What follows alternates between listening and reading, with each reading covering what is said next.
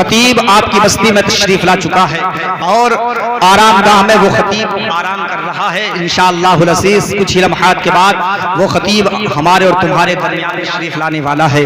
تو آپ حضرات سے گزارش ہے بیدار ہو جائیں. جتنے لوگ اپنی چارپائیوں پر لیٹ کر کے سن رہے ہیں وہ سوچ رہے ہیں کہ ہم کو گھر پر ہی سنا جا رہی ہے, تو میں ان سے گزارش کروں گا کہ کچھ کام ایسے ہوتے ہیں جو قریب ہی سے آ کر کیے جاتے ہیں. سمجھ رہے ہیں, کچھ کام ایسے ہوتے ہیں کہ جو قریب ہی سے آ کر کیے جاتے ہیں.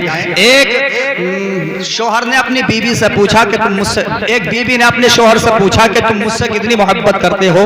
شوہر بولا بہت زیادہ. بیوی بولی میرے مرنے کے بعد. شوہر بولا میں پاگل ہو جاؤں گا. بیوی بولی دوسری شادی تو نہیں کرو گے. شوہر بولا پاگل تو پاگل ہے, وہ تو کچھ بھی کر سکتا ہے. سمجھ رہے ہیں, تو میں چاہتا یہ ہوں کہ آپ اس انداز میں نہ سنیں کہ آپ کو کچھ سمجھ میں نہ آئے. بیدار ہو کر کے سنیں گے تو اچھا لگے گا. ذرا سارا مجمع محبت سے بولے سبحان اللہ. شعر سن لے کہ میوے حیرت ہے دنیا وفا دیکھ کر, میوے حیرت ہے دنیا وفا دیکھ کر, ہے بلال نبی کی ادا دیکھ کر. میوے حیرت ہے دنیا وفا دیکھ کر, ہے بلال نبی کی ادا دیکھ کر. اور چل دیے دیکھنے موسیٰ کہتے ہوئے, چل دیے دیکھنے موسیٰ یہ کہتے ہوئے, آ رہے ہیں محمد خدا دیکھ کر, آ رہے ہیں محمد خدا دیکھ کر. چل دیے دیکھنے موسیٰ یہ کہتے ہوئے, چل دیے دیکھنے موسیٰ یہ کہتے ہوئے, آ رہے ہیں محمد خدا دیکھ کر. حضرات بڑی خاموشی کے ساتھ آپ لوگ سن رہے ہیں. بول سکتے ہیں آپ لوگ, بولنا اگر جانتے ہیں تو بول سکتے ہیں. مشورہ کر کے نہ بولیں کہ بولیں نہ بولیں. سبحان اللہ کہنے میں آپ کا گھاٹا نہیں ہے بلکہ فائدہ ہے. ذرا محبت سے بولیں سبحان اللہ.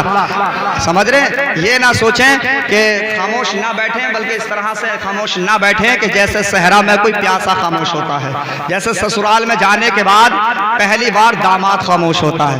سمجھ رہے ہیں, نبی کی محفل میں بیٹھے ہیں, بیدار ہو کر کے سنیں گے تو اچھا لگے گا. ذرا سارا مجمع محبت سے بولے سبحان اللہ. ہم سب کی یہ تمنا ہے, اس عقیدے کے ساتھ بیٹھے ہیں کہ ہمارے آقا صلی اللہ تعالی علیہ وسلم ہم کو دیکھ رہے ہیں, مصطفیٰ جان رحمت صلی اللہ علیہ وسلم ہم کو دیکھ رہے ہیں. اور دنیا میں کون ایسا رسول ہے کہ کون یہ نہیں چاہتا کہ مجھ کو مصطفیٰ کے روضے کا دیدار ہو جائے. سمجھ رہے ہیں, شاعر کہتا ہے کہ خیر و برکت کا خزینہ دیکھ لینا چاہیے.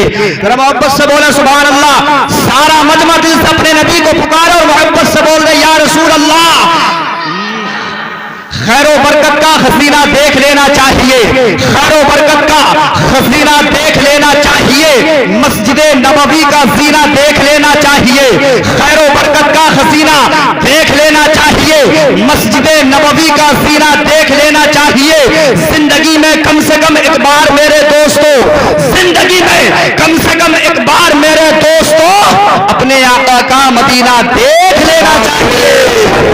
زندگی میں کم سے کم ایک بار زندگی میں کم سے کم ایک بار میرے دوستو اپنے آقا کا مدینہ دیکھ لینا چاہیے, اپنے آقا کا مدینہ دیکھ لینا چاہیے. اب آئیے حضرات, تقریر کرنے کے لیے میں دعوت دے رہا ہوں. تشریف لا رہے ہیں مائک پر جو بہترین خطیب بھی ہیں اور با کمال ادیب بھی ہیں اور ہمارے امام صاحب بھی ہیں.